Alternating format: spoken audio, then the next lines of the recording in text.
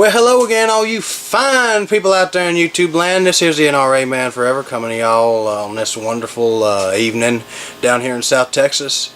And on this week's installation of Lame Ass Excuses for Gun Control, we are going to talk about the fact that apparently 40% of all transfers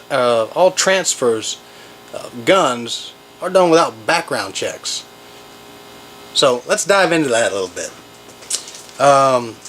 This is from Piers Morgan on December 21st of 2012. He says that 40% of all guns, or 40% of all gun trades, there's no background check.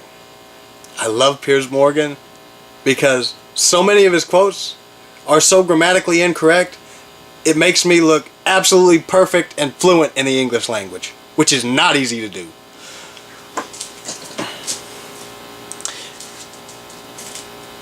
And Piers isn't the only one that uses that 40% number.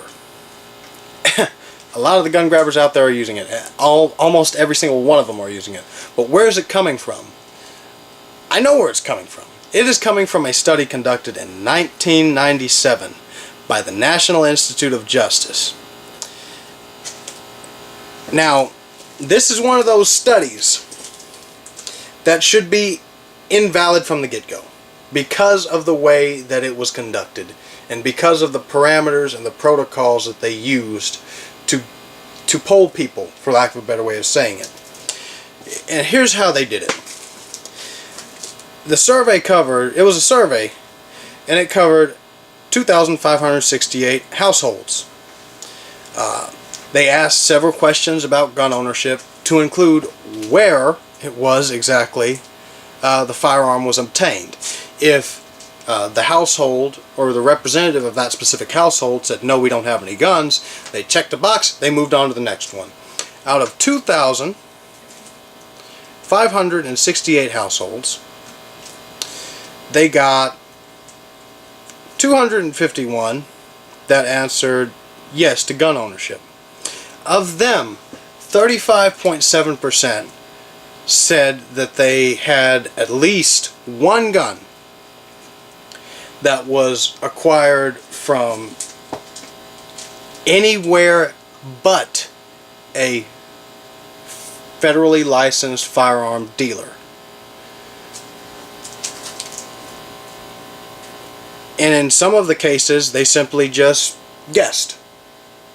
Or, to quote the study, made a judgment call. Now, here's the problem with that.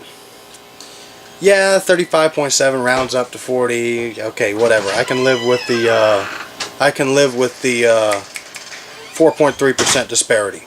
Whatever. Not a big number. I don't care. The term transfer in this case does not simply cover exclusively firearms purchased.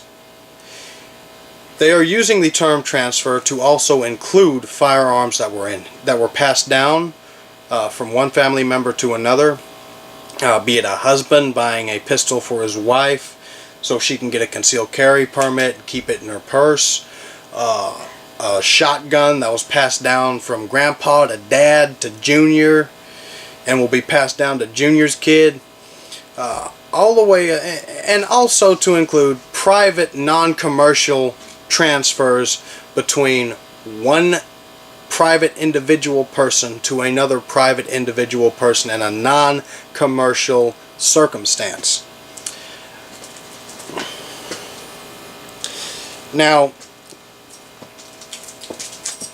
I don't know how many people do background checks before they give a pistol they bought for their wife to their wife. I don't know many people. I sure as hell haven't done that. I also don't know how many people do background checks on their kid before they give their kid the deer rifle they just got them so they could go deer hunting together.